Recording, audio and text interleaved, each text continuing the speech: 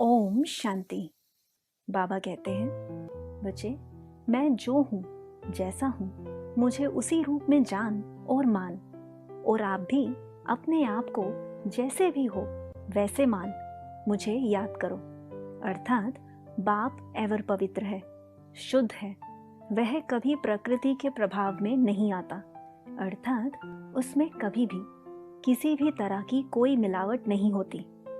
वो हमेशा अपने ओरिजिनल स्वरूप में ही रहता है।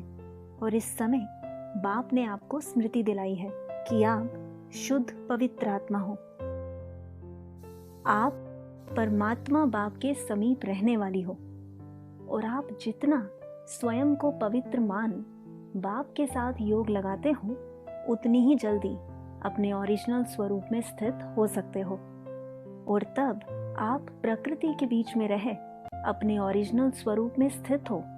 प्रकृति को भी लाइट, अर्थात प्रकृति के भी ओरिजिनल स्वरूप को जान और मान। बस इतना ही सोचते हो कि तुम तो बहुत पवित्र हो, क्योंकि तुम्हारा ओरिजिनल स्वरूप भी पवित्र ही है।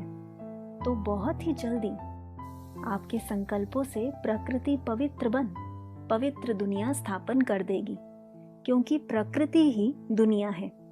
इसी तरह आप किसी भी आत्मा के बारे में कोई भी संकल्प ना चला, केवल उसे उसके ओरिजिनल स्वरूप में देखो, तो वह बहुत जल्दी आपके संकल्पों से परिवर्तन हो जाएगा।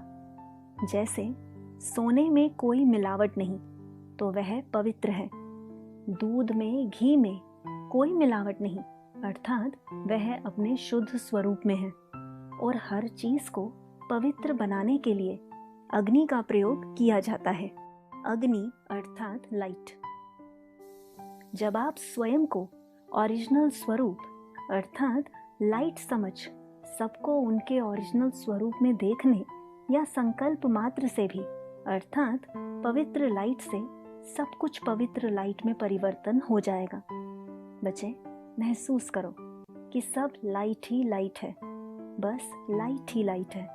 अर्थात जो कुछ भी इन आंखों से देखते हो और महसूस करते हो, वो सब लाइट है। हर पल आपके अंदर यह संकल्प होना चाहिए कि मैं इन सब की मालिक, अपने पिता पॉइंट ऑफ लाइट के संग इन सब के कल्याणार्थ यहाँ अवतरित हुई हूँ। बस अब इन सब का अर्थात इस विश्व का कल्याण हुआ कि हुआ। न्यारा अर्थात प्रभाव मुक्त। न्यारी आत्मा ही सबकी प्यारी बनती है। न्यारी आत्मा ही सभी का कल्याण कर सकती है। अच्छा, ओम शांति।